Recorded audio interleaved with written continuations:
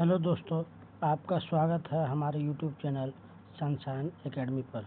तो आज हम पढ़ेंगे ईवीएस के कुछ महत्वपूर्ण प्रश्नों को जो सीटेट में पूछे गए हैं। तो चलिए हम शुरुआत करते हैं। पहला क्वेश्चन है कि खेजड़ी वृक्ष के बारे में सही कथन चुनना है। खेजड़ी एक वृक्ष का नाम है जिसके बारे में हमको सही कथन चुनना है। पहला ऑप्शन है, यह वृक्ष मुख्य रूप से रेगिस्तानी इलाकों में पाया जाता है। दूसरा ऑप्शन है, इसे अधिक जल की आवश्यकता नहीं होती। तीसरा है, इस पेड़ की छाल से दवाई बनाई जाती है और इसकी लकड़ी में कीड़ा नहीं लगता। चौथा ऑप्शन है, इसकी फलियों की सब्जी बनाई जाती है। तो इसका ऑप्शन होगा, पहला ऑप्शन है ऑप्शन नंबर 1, 2 और 3 सही है। दूसरा ऑप्शन है 2, 3 और 4 सही है। तीसरा ऑप्शन है 1, 3 और 4 सही है। तो यहाँ आंसर है उपरोक्त में से सभी, यानी कि option number D. Option number D हमारा सही होगा, क्योंकि खेजड़ी के वृक्ष जो होते हैं यह रेगिस्तानी इलाकों में पाए जाते हैं। यह कहाँ पाए जाते हैं? रेगिस्तानी इलाकों में पाए जाते हैं। और रेगिस्तानी इलाकों में जल की कमी होने के कारण इसे अधिक जल की आवश्यकता नहीं होती है और इसके पेड़ की छाल से दवाई बनाई जाती है और इसकी लकड़ी में क्या होता है? कीड़ा नहीं लगता है। और इसकी जो फलियां होती है, फलियों की सब्जियां बनाई जाती है। तो हमारा ऑप्शन नंबर डी सही होगा। हमारा ऑप्शन नंबर डी सही होगा। चलते हैं अगले प्रश्न की ओर, प्रश्न नंबर 2 की ओर। तो दिया हुआ है प्रश्न नंबर 2 कहता है कि नीचे दिए गए किस राज्य के अधिकांश ग्रामीण को लोग ढालू छत वाले मजबूत बांस के खंभों पर धरती से 3.5 मीटर यानी कि 10 से 12 फीट ऊंचे घर बनाते हैं। और क्या है क्वेश्चन में दिया गया है कि किस राज्य के अधिकांश ग्रामीण जो गांव घर के लोग होते हैं वो ढालू छत, यानी कि जो छत ढालू टाइप के होते हैं और जिस छत में ढाल बनाया जाता है कि पानी नहीं रुके, इसलिए वहाँ छत बनते हैं ढालू टाइप के और मजबूत बांस के खंभे होते हैं और यह ज़मीन से तकरीबन 10 से 12 फीट ऊंचे बनते हैं। और यह कहाँ बनते हैं? ऑप्शन ए है राजस्थान, ऑप्शन बी है लद्दाख, ऑप्शन सी है असम, ऑप्शन डी है उड़ीसा। तो हम जानते हैं कि जहाँ ज़्यादा बारिश होती है वहीं पे ये छत बनाए जाते हैं। और बारिश कहाँ होती है? सबसे ज़्यादा बारिश होती है हमारे असम में। सबसे ज़्यादा बारिश कहाँ होती है?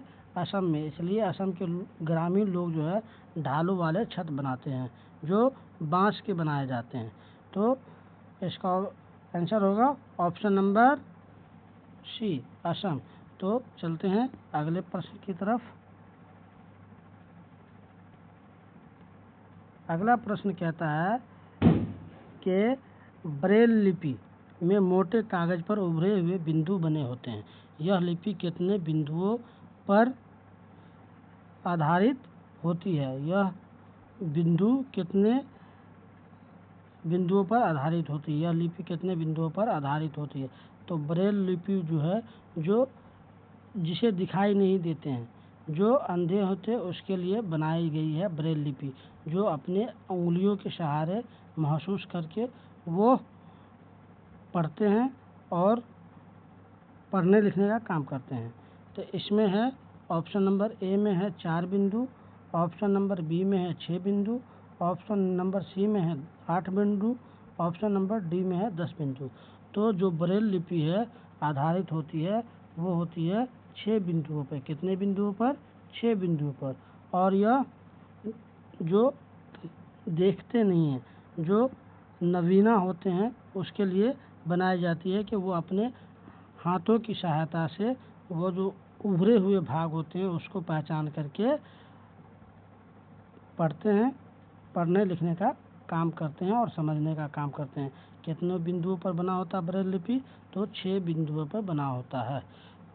चलिए अगले प्रश्न की तरफ बढ़ते हैं हम। प्रश्न नंबर 4 कहता है कि अल बिरूनी जो था, अल बिरूनी किस देश से भारत आया था? अल बिरूनी किस देश से भारत आया था जिसने भारत के तालाबों के बारे में विस्तृत विवरण लिखा? उसने तालाबों के बारे में, भारत के तालाबों के बारे में एक विस्तृत विवरण लिखा। ऑप्शन नंबर ए है उज्बेकिस्तान का था, ऑप्शन बी है अफगानिस्तान का था, ऑप्शन सी कहता है ओमान का था, ऑप्शन डी में है कजाकिस्तान। तो अल बिरूनी जो है वो कहाँ से आया था?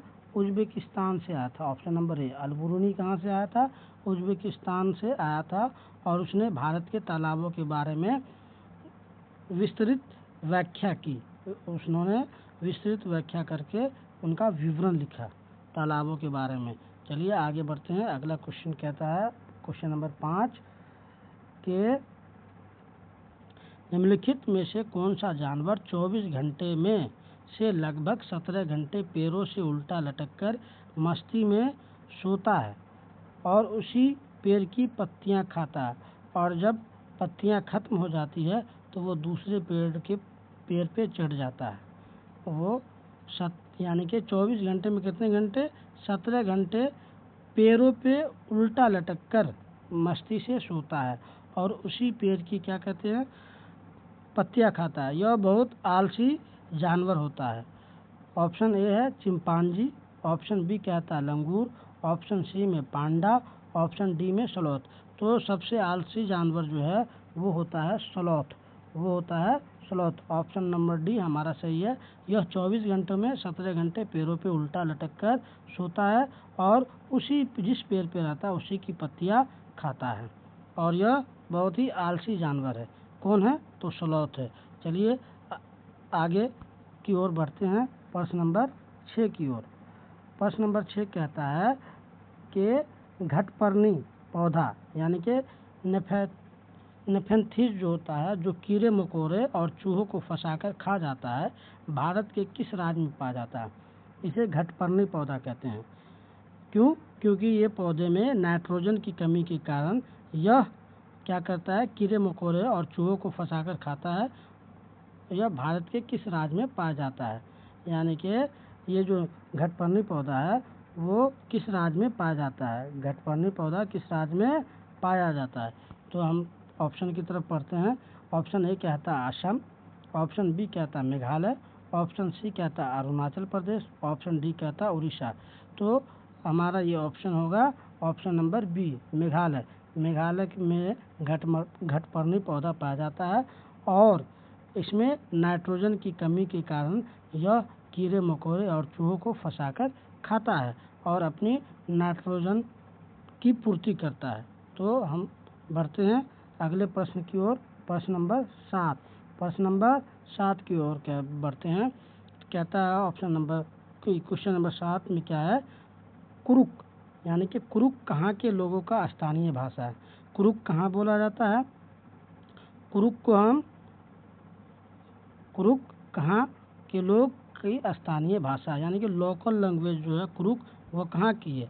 तो ऑप्शन ए है Mizoram, option B Manipur, option C Arunachal Pradesh, option D Jharkhand. तो कुरुक जो है वो झारखंड में बोला जाता है, झारखंड की लोकल लैंग्वेज है और वो वहाँ की आदिवासियों का है, भाषा है कुरुक। तो बढ़ते हैं अगले प्रश्न की तरफ, ऑप्शन नंबर 7, क्वेश्चन नंबर 8 की तरफ बढ़ते हैं। ऑप्शन नंबर 8 कहता है, ऑप्शन नंबर 8 कहता है कि मिजोरम में की जाने वाली झूम खेती के संदर्भ में सही कथन चुनिए। मिजोरम जो है, मिजोरम में झूम की खेती होती है, झूम खेती यानी कि शिफ्टिंग कल्टीवेशन को कहाँ की जाती है? यानी कि एक फसल काटने के बाद जमीन को कुछ वर्षों तक खाली छोड़ देते हैं, ऑप्शन ए। ऑप्शन बी कहता है कि ज़मीन पर उगने वाले बांस और खरपतवार को उखाड़कर जला देते हैं, ऑप्शन सी राख खाद का काम करती है, ऑप्शन डी विकल्प ए और सी दोनों सही है। तो हम ये कहते हैं कि झूम की खेती का मतलब होता है शिफ्टिंग कल्टीवेशन, यानी कि एक फसल कटने के बाद ज़मीन को कुछ वर्षों तक खाली छोड़ देते हैं और ज़मीन पे जो घास फूस उगते हैं, खरपतवार उगते हैं, उसे उखाड़कर जला दिया जाता है। इसे ही शिफ्टिंग कल्टीवेशन कहते हैं। तो हमारा ऑप्शन कौन सही है? हमारा ऑप्शन नंबर डी सही है। ए भी सही है और सी भी सही है। शिफ्टिंग कल्टीवेशन कहाँ पाया जाता है? मिजोरम में होती है शिफ्टिंग, यानी कि झूम की खेती, झूम खेती। हम आगे बढ़ते हैं प्रश्न नंबर 9 की ओर। 9 की ओर है कि चिराव नृत्य कहाँ के लोग करते हैं? चिराव जो नृत्य होता है वो कहाँ के लोग करते हैं? तो चिराव नृत्य जो है वो कहाँ के लोग करते हैं? चिराव एक प्रकार का डांस है। नृत्य का मतलब होता है डांसिंग, और वहाँ का कल्चर है चिराव। तो ऑप्शन ए कहता है झारखंड, ऑप्शन बी में मिजोरम, ऑप्शन सी में मणिपुर, ऑप्शन डी में मेघालय। तो ये चिराव जो नृत्य है वो जब वहाँ के लोग धान की कटाई करते हैं, धान की कटाई के बाद लोग उसका चावल बनाते हैं। चावल से एक प्रकार का डिश बनाया जाता है जिसे हम खीर कहते हैं। ये चावल की कटाई के समय वहाँ एक नृत्य होता है जिसे चिराव नृत्य कहते हैं, है ना। और ये होता है मिजोरम में। ये कहाँ होता है? मिजोरम में। मिजोरम में चिराव नृत्य किया जाता है जब फसल कटने के दिन होते हैं, तभी ये चिराव नृत्य होता है। तो बढ़ते हैं अगले प्रश्न की तरफ। बढ़ते हैं और अगला प्रश्न कहता है कि स्वच्छ भारत अभियान की शुरुआत महात्मा गांधी की कौन सी जयंती पर की गई थी? यानी कि जो स्वच्छता अभियान चला था वो महात्मा गांधी की कौन सी जयंती पर की गई थी? तो ऑप्शन ए है 145वीं, ऑप्शन बी कहता है 150वीं, ऑप्शन सी कहता है 155वीं, या ऑप्शन डी कहता है 160वीं। तो महात्मा गांधी स्वच्छ भारत अभियान जो है महात्मा गांधी के 145वीं जयंती पे शुरुआत की गई थी। 145 जयंती पे स्वच्छ भारत अभियान की शुरुआत हुई थी। तो अब चलते हैं प्रश्न नंबर 11 की ओर। प्रश्न नंबर 11 की ओर हम बढ़ते हैं और तो प्रश्न नंबर 11 कहता है पर्यावरण अध्ययन यानी कि इन्वायरमेंटल स्टडीज जो है कि जो पाठ्यक्रम में मुख्य रूप से कितनी थीम्स शामिल है? मुख्य रूप से कितनी थीम्स शामिल है पर्यावरण अध्ययन में के सिलेबस में? कितने थीम हैं? ऑप्शन ए है 4, ऑप्शन बी है 6, ऑप्शन सी है 8, ऑप्शन डी है 5। तो हमारा सही जवाब होगा option number B 6। There are 6 themes in environmental studies.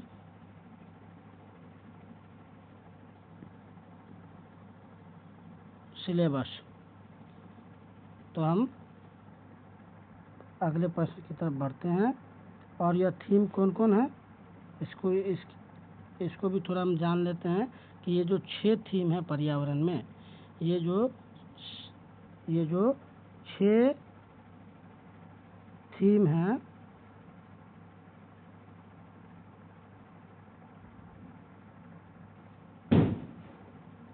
पर्यावरण में, ये पहला है परिवार, दूसरा होता मित्र, तीसरा होता भोजन, चौथा होता पानी, पांचवा होता आवास, छठा होता है यात्रा जो हम बनाते हैं और करते हैं। ये 6 चीज़ जो है, ये 6 थीम जो है हमारे पर्यावरण का थीम कहलाता है। अब हम अगले प्रश्न की तरफ बढ़ते हैं। कहता है कि निम्नलिखित में से कौन सा रोग मच्छर फैलाने से होता है? मच्छरों के फैलाने से कौन सा रोग होता है? मच्छरों के फैलाने से कौन सा रोग होता है? यानी कि कौन सा रोग मच्छरों के फैलने से होता है? ऑप्शन ए कहता है malaria, dengue, chikungunya. Option B कहता है मलेरिया, हैजा, मियादी। ऑप्शन सी कहता है डेंगू, मलेरिया, पेचिस। ऑप्शन डी कहता है चिकनगुनिया, टाइफाइड, एनीमिया। तो हम ये कह सकते हैं जो मच्छर द्वारा रोग फैलते हैं उसमें मलेरिया होता है, मलेरिया भी आता है, उसमें डेंगू भी आता है और उसमें चिकनगुनिया भी आता है। ऑप्शन नंबर हमारा ए सही है, मलेरिया, डेंगू और चिकनगुनिया। तो समझ गए, जो मच्छरों के द्वारा जो रोग फैलते हैं उसमें मलेरिया भी आता है, उसमें डेंगू भी आता है और चिकनगुनिया भी होता है। चलते हैं हम अगले प्रश्न की तरफ। अगला प्रश्न कहता है कि एनीमिया यानी कि रक्त अल्पता। एनीमिया का मतलब होता है कि खून की कमी। खून की कमी को एनीमिया कहते हैं। किसकी कमी के कारण होता है और इसे दूर करने के लिए क्या खाना चाहिए? कैल्शियम की कमी से दूध और अंडा। तो हम जानते हैं कि कैल्शियम की कमी से हमारे हड्डियां कमज़ोर होती है। कैल्शियम की कमी से हमारी क्या होती है? हड्डियां कमज़ोर होती है। तो हमें कैल्शियम को पूरा करने के लिए दूध और अंडा खाना चाहिए। ऑप्शन बी कहता है आयरन की कमी। आयरन की कमी से एनीमिया होता है, जिसमें गुड़ खाते हैं, आंवला और हरी पत्तेदार सब्जियां पाई जाती है ना। ऑप्शन नंबर सी कहता है विटामिन सी की कमी से या खट्टे फल से। तो हम जानते हैं कि विटामिन सी की कमी से क्या होता है? बेरी रोग होता है। और ऑप्शन डी कहता है आयोडीन की कमी से। तो आयोडीन की कमी से घेंगा रोग होता है, जो गले में एक फूल जाता है, उस टाइप को रोग को घेंगा रोग कहते हैं। तो एनीमिया का मतलब खून की कमी, और ये होता है किसकी कमी से? तो आयरन की कमी से। तो आयरन की कमी को दूर करने के लिए हमें गुड़ का इस्तेमाल करना है, आंवला का इस्तेमाल करना और हरी पत्तेदार सब्जियों का इस्तेमाल हमें करना है जब हमें एनीमिया का लक्षण होने लगे, यानी कि खून की कमी हो जाए। तो हम बढ़ते हैं अगले प्रश्न की तरफ, प्रश्न नंबर 14। प्रश्न नंबर 14 की तरफ बढ़ते हैं और पढ़ते हैं क्या है। नीचे दिए गए पक्षियों की कौन सी प्रजाति झटके से अपनी गर्दन आगे पीछे कर लेती है? यानी कि ऐसी कौन सी पक्षी हैं जो झटके से अपनी गर्दन को आगे पीछे कर लेती है? तो ऑप्शन पढ़ते हैं। ऑप्शन कहता है, पहला ऑप्शन है उल्लू, ऑप्शन बी कहता है कौवा, ऑप्शन सी में है मैना, ऑप्शन डी तोता।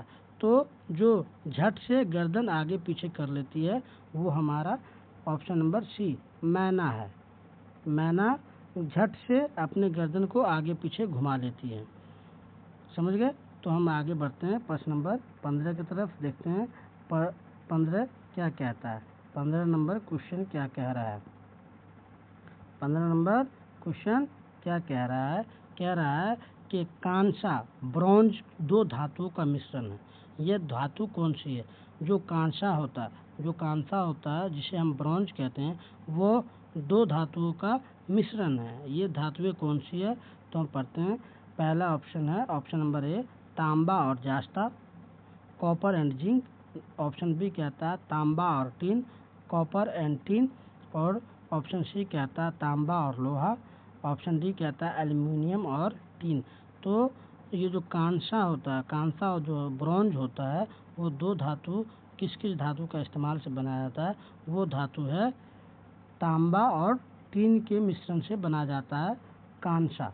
ब्रॉन्ज जो बनता है वो तांबा और टीन के मिश्रण से बनता है। तो हम बढ़ते हैं अब अगले प्रश्न की तरफ।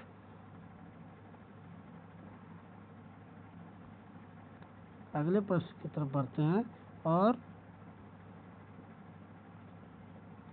अगले प्रश्न की ओर बढ़ने से पहले आप हमारे YouTube चैनल सनशाइन एकेडमी को सब्सक्राइब करें और इस वीडियो को लाइक करें, शेयर करें और कमेंट करना ना भूलें।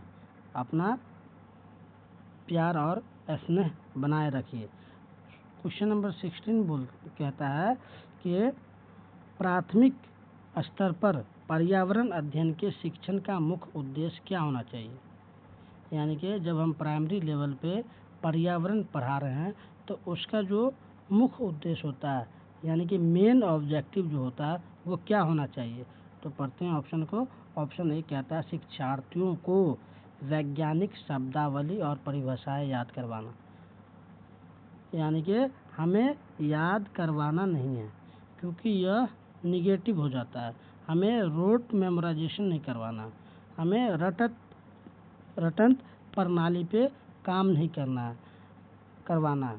ऑप्शन नंबर बी कहता है कक्षीय अधिगम को विद्यालय के बाहर के जीवन से जोड़ना। ऑप्शन सी कहता है स्वतंत्र रूप से प्रयोग करने की कुशलता विकसित करता। और ऑप्शन डी कहता है बच्चों को आगामी कक्षाओं के लिए तैयार करना। तो हमारा ऑप्शन होगा ऑप्शन नंबर बी। हमारा ऑप्शन सही होगा कौन? Option number B. क्यों?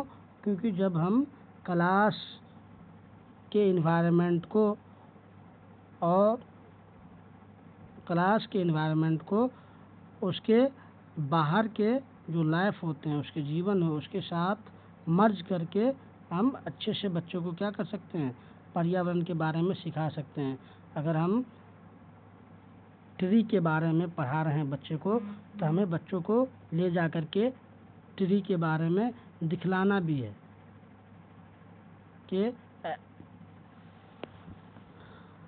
कि बच्चे को समझ में आ जाए जो वो चीज़ जो उसे क्लास रूम में पढ़ाई गई हो।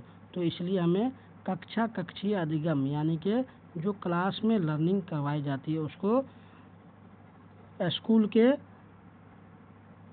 बाहर के जीवन से भी जोड़ना चाहिए।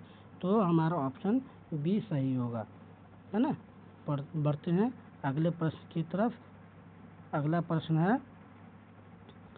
प्रश्न कहता है कि प्राथमिक स्तर पर यानी कि प्राइमरी लेवल पे ईवीएस की पाठ्य पुस्तकों में कविताएं और कहानियां शामिल करने का क्या कारण है?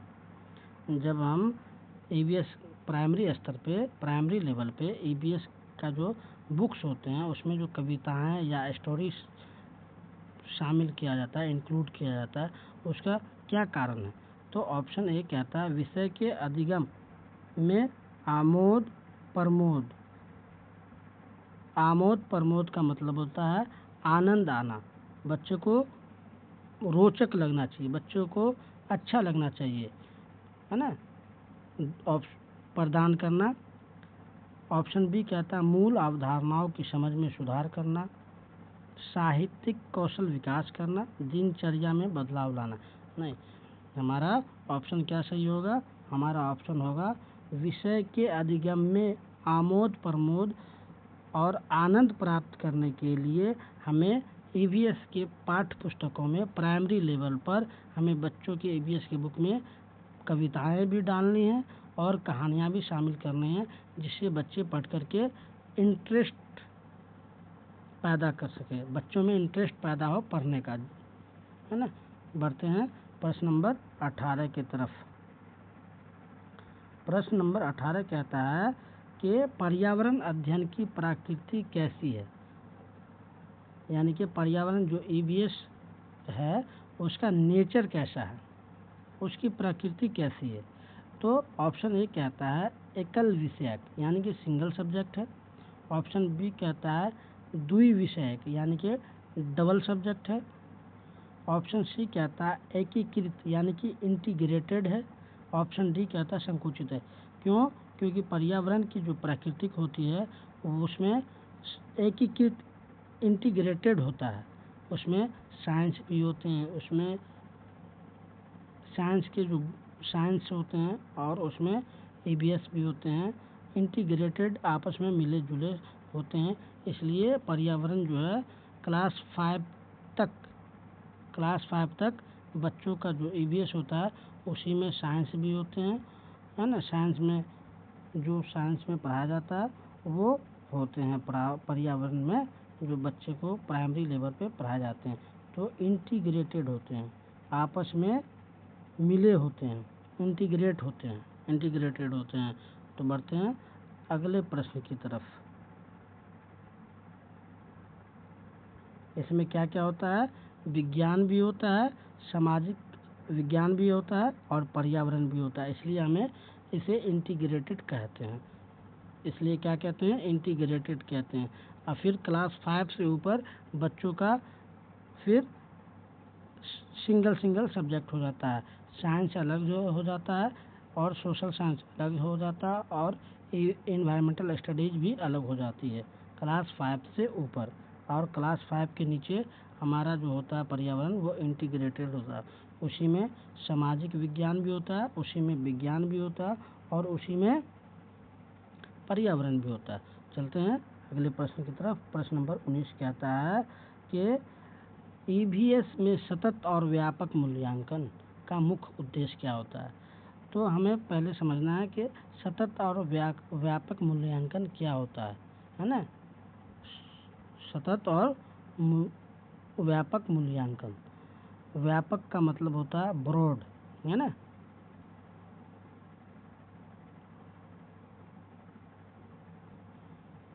इसमें कहता है कि ऑप्शन ए में कहता है केवल बच्चों के ज्ञान का परीक्षण करना।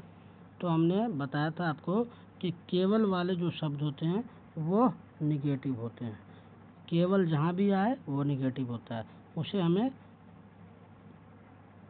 पहचान जाना है। जहाँ केवल हो, जहाँ रटना हो, उसे भी पहचान जाता है। ये जो है टैग वर्ड होते हैं, इसको भी ध्यान में रखना है ना। और कहता है ऑप्शन बी कहता है बच्चों के अधिगम की प्रक्रियाओं, व्यवहार और कौशलों का निरंतर अवलोकन व सुधार करना, है ना। सीसीई जो होता है सतत और व्यापक मूल्यांकन जो होता है उसमें हमें बच्चों के अधिगम की प्रक्रियाओं, व्यवहार और कौशलों का निरंतर ऑब्जर्वेशन करने के बाद उसमें क्या कमी है, क्या कोताही है, उसको हम रिफॉर्म करते हैं, फिर हम सुधारते हैं। ऑप्शन सी कहता है वर्ष के अंत में ग्रेडिंग देना। ग्रेडिंग देना क्या है, एग्ज़ाम व्यापक सतत और व्यापक मूल्यांकन में नहीं आता है। बच्चों को उत्तीर्ण या अनुत्तीर्ण घोषित करना ये भी हमारे सतत और व्यापक मूल्यांकन का हिस्सा नहीं है ना, ये भी नहीं है। तो हमारा ऑप्शन नंबर बी सही होगा। ऑप्शन नंबर हमारा बी सही है। क्यों? क्योंकि बच्चों के अधिगम की प्रक्रियाओं, है ना, और उसके जो बिहेवियर होते हैं और उसके जो स्किल्स होते हैं उसको कॉन्टीन्यूअस ऑब्जर्वेशन करके उसको सुधारना है ना। तो हम बढ़ते हैं अगले प्रश्न की तरफ। और अगले प्रश्न कहता है कि एक पर्यावरण अध्ययन के शिक्षक के रूप में आप बच्चों को चिड़ियाघर ले जाने की योजना बनाते हैं। क्या कहता है? कहता है एक पर्यावरण अध्ययन के शिक्षक के रूप में आप बच्चों को चिड़ियाघर ले जाने की योजना बनाते हैं। निम्नलिखित में से कौन सी गतिविधि की अनुमति आप बच्चों को नहीं देंगे। यानी कि आप मान लीजिए आप बच्चों को पढ़ा रहे हैं और बच्चे को आप घुमाने के लिए ले जाते हैं चिड़ियाघर में, तो आप बच्चों को कौन सी एक्टिविटी करने की अनुमति नहीं देंगे। तो ऑप्शन ए है चिड़ियाघर के जानवरों के लिए बहुत सारी खाने की सामग्री ले जाना। ऑप्शन बी कहता है चिड़ियाघर के विभिन्न जानवरों को चित्र खींचना। ऑप्शन सी कहता है चिड़ियाघर के में उन्होंने जो देखा उसे अपनी ड्राइंग बुक में बनाना।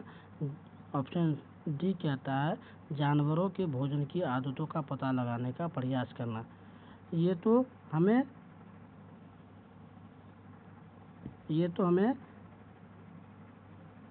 अनुमति देना है इसके बारे में। चिड़ियाघर के विभिन्न जानवर का फ़ोटो खींचे, फ़ोटो क्लिक करे, फिर चिड़ियाघर में जो जानवर को उन्होंने देखा उसको अपनी बुक में लिखना है कि ये शेर है, ये टाइगर है ना।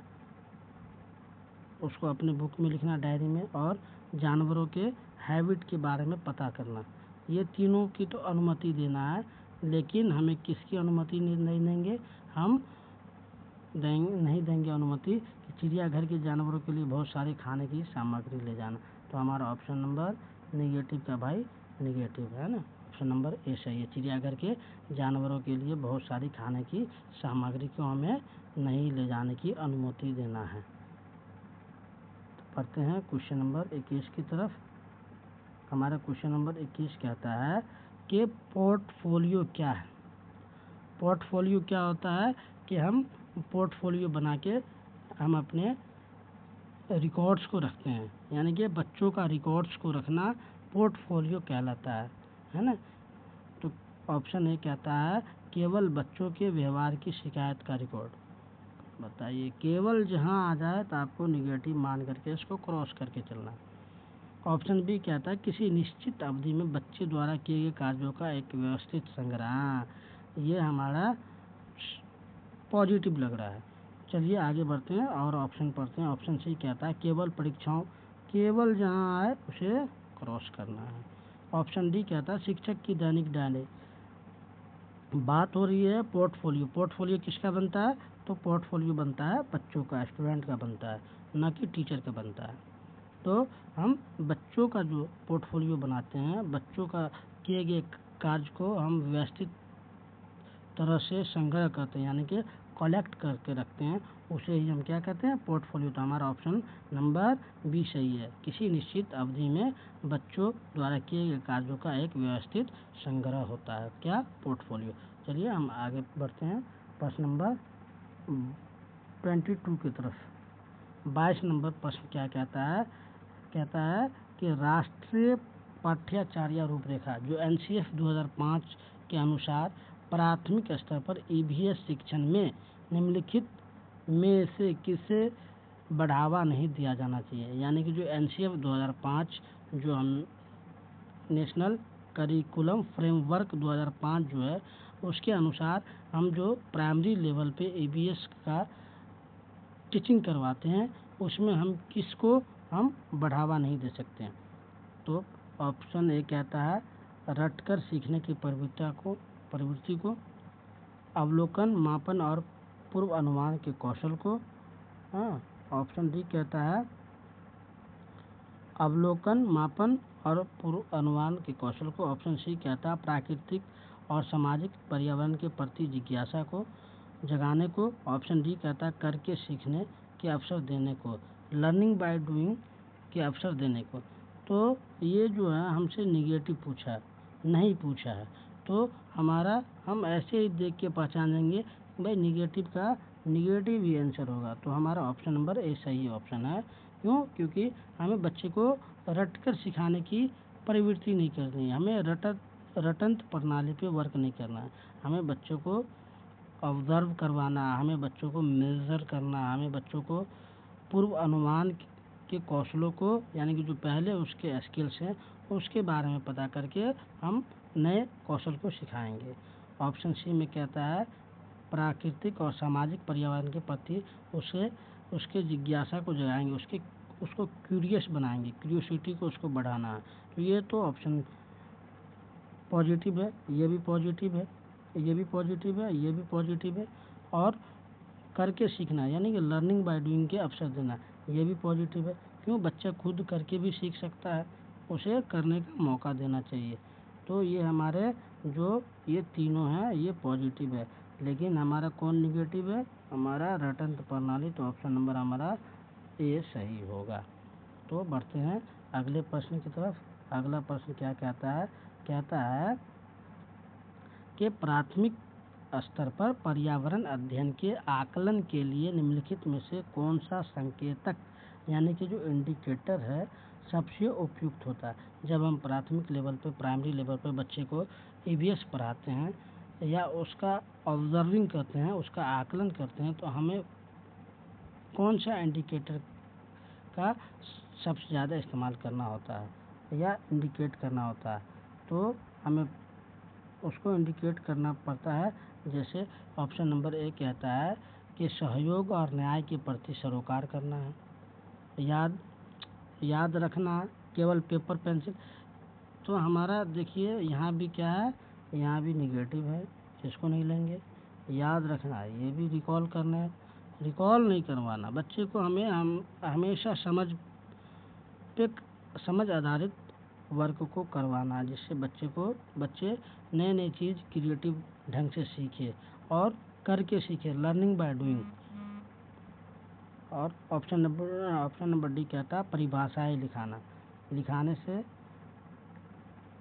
ये भी हमारा क्या है? ये भी हमारा निगेटिव है ना। ये भी निगेटिव, ये भी निगेटिव, ये भी निगेटिव। हम ऐसे प्रश्न को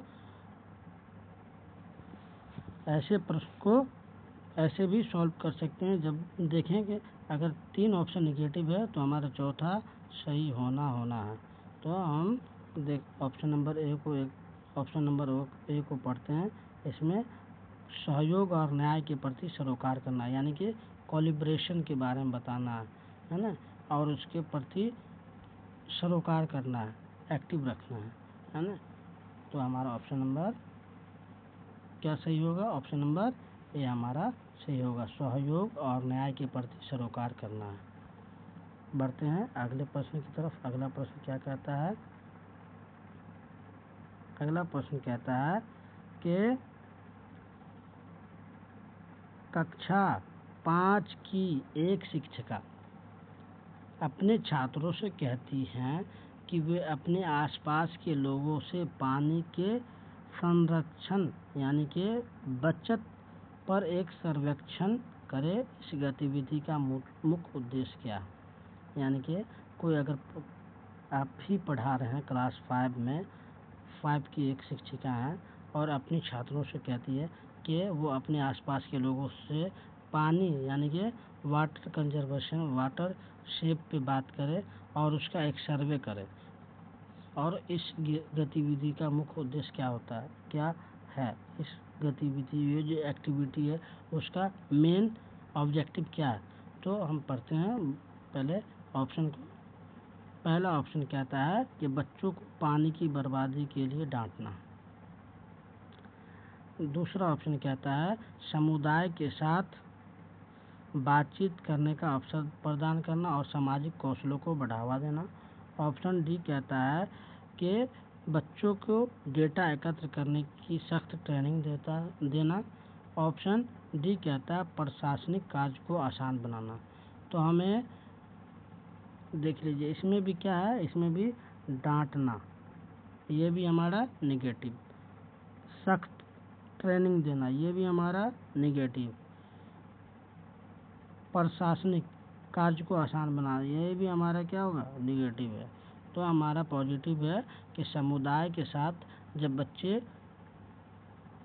इंटरेक्ट करते हैं तो उसे अपॉर्चुनिटी मिलती है इंटरेक्ट करने की, बात करने की, और वह जब इंटरेक्ट करता है तो कुछ नया स्किल सीखता है ना, सामाजिक कौशलों को क्या करता है, बढ़ाता है, बढ़ावा देता है ना। तो हमारा ऑप्शन नंबर बी सही है। ऑप्शन नंबर हमारा बी करेक्ट ऑप्शन है। चलते हैं हम अगले प्रश्न की तरफ। अगला प्रश्न हमारा क्या है?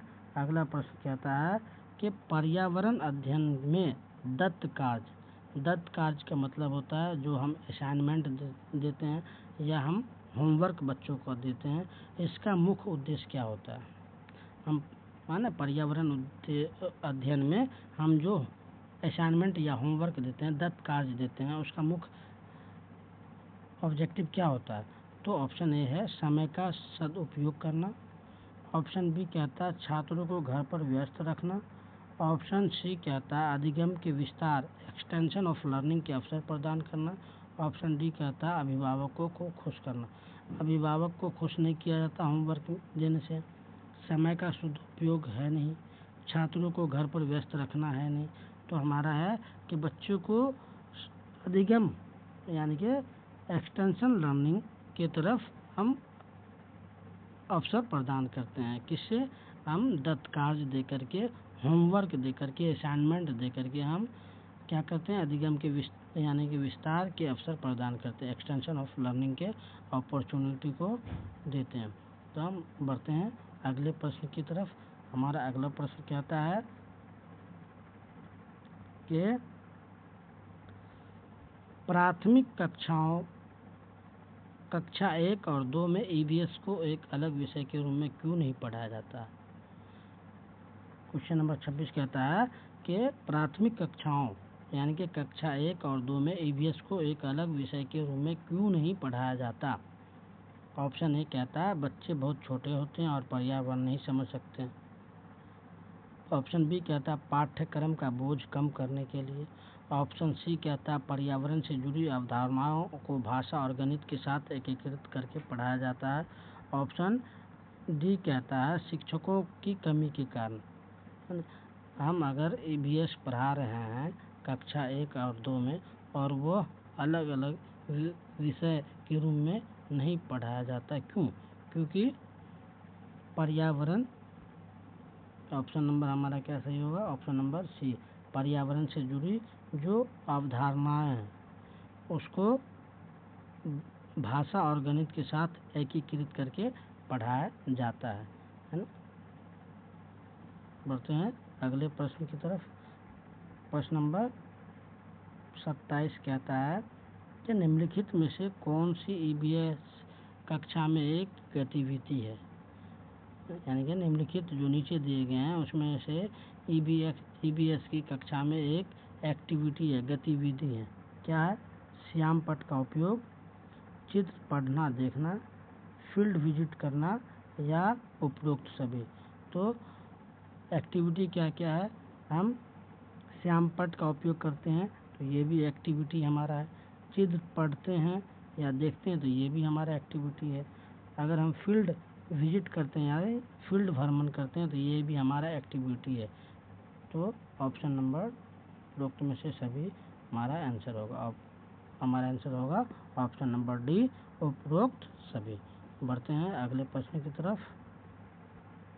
अगला प्रश्न कहता है कि पर्यावरण अध्ययन की पाठ्य पुस्तकों में लिंग रूढ़िवादिता, जेंडर स्टीरियोटाइपिंग को दूर करने के लिए क्या किया जाना चाहिए? यानी कि जो जेंडर इनइक्वलिटी है ना, उसको दूर करने के लिए, है ना, लिंग पक्षपात जो है उसको कम करने के लिए या उसको दूर करने के लिए हम अपने पर्यावरण की पाठ्य पुस्तकों में क्या करें? तो ऑप्शन नंबर ए कहता है, महिलाओं को केवल घरेलू काम में दिखाना चाहिए। तो केवल जहाँ भी आ गया वो निगेटिव। पुरुषों और महिलाओं दोनों को गैर पारंपरिक भूमिकाओं जैसे महिला पायलट, पुरुष रोसेरिया में दिखाना चाहिए। ऑप्शन सी कहता है पुस्तकों से महिलाओं के संदर्भ हटा देने चाहिए। केवल पुरुष, केवल वाले आंसर नहीं होंगे, केवल वाले ऑप्शन को ऐसे हम चेक आउट कर सकते हैं। पुस्तकों से महिलाओं के संदर्भ हटा देने चाहिए, ये भी हमारा ऑप्शन गलत है। हमारा ऑप्शन होगा ऑप्शन नंबर बी। क्यों? पुरुषों और महिलाओं दोनों को गैर पारंपरिक भूमिकाओं जैसे महिला भी पायलट बन सकती है, पुरुष भी घर का नाम है रसोइया बन सकते हैं, है ना। तो हमारा ऑप्शन नंबर बी सही होगा। बढ़ते हैं प्रश्न नंबर आगे, प्रश्न नंबर 29 की ओर।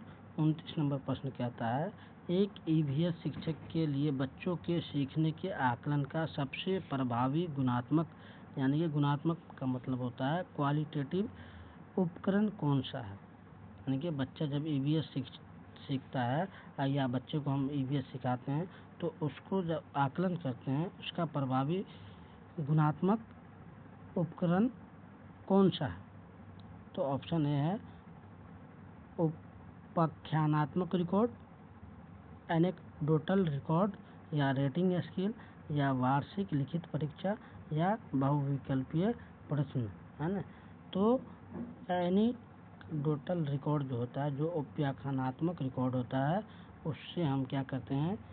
ऑप्शन नंबर हमारा क्या सही होगा? ऑप्शन नंबर ए हमारा सही होगा उपाख्यानात्मक रिकॉर्ड, एनेक्डोटल रिकॉर्ड कहते हैं इसे। क्यों? क्योंकि इसमें जो है प्रभावी गुणात्मक उपकरण है। ये बच्चों के सीखने के आकलन को सबसे अच्छे ढंग से प्रस्तुत करता है ना। यानी कि सीखने के आकलन को क्या करता है? अच्छे ढंग से प्रभावी बनाता है। कौन? एनेक्डोटल रिकॉर्ड, उपाख्यानात्मक रिकॉर्ड इसे कहते हैं। बढ़ते हैं आज के अंतिम क्वेश्चन की तरफ, और ये हमारा अंतिम क्वेश्चन क्या है? इसमें कहता है पर्यावरण की कक्षा में खोजपूर्ण प्रश्न, प्रोविंग क्वेश्चंस पूछने से छात्रों में किस कौशल का विकास होता है? पर्यावरण जब अध्ययन क्लासरूम होता है उसमें हम बच्चों को प्रॉबिंग क्वेश्चन देते हैं, यानी खोजपूर्ण प्रश्न देते हैं। पूछने से छात्रों में किस कौशल का, स्किल का डेवलपमेंट होता है? ऑप्शन नंबर ए, रटने का। देखिए, जैसे हम बोले रटने का, तो रटने का क्या है? निगेटिव। हमें इसे चेकआउट कर लेना। केवल, देखिए ध्यान से देखना, ध्यान से क्या करना है? ऑप्शन को देखना और उसे टिक आउट करना है ना। डी ऑप्शन कहता है निष्क्रिय। निष्क्रिय, बच्चा कभी निष्क्रिय नहीं हो सकता। तो बच्चा कौन सा ऑप्शन? बच्चा बी ऑप्शन कहता है चिंतन और गहन समझ के कौशल, यानी कि थिंकिंग कौशल को क्या करता है? बढ़ावा देता है। ऑप्शन नंबर बी हमारा सही होगा। तो बस आज के लिए इतना ही। 30 प्रश्न हमारे ख़त्म हो चुके हैं। तो आप हमारे YouTube चैनल सनशाइन एकेडमी को सब्सक्राइब करें और हमारे वीडियो को लाइक करें, हमारे चैनल को सब्सक्राइब करें, हमारे वीडियो पे कमेंट करें और शेयर करें। धन्यवाद। Thank you.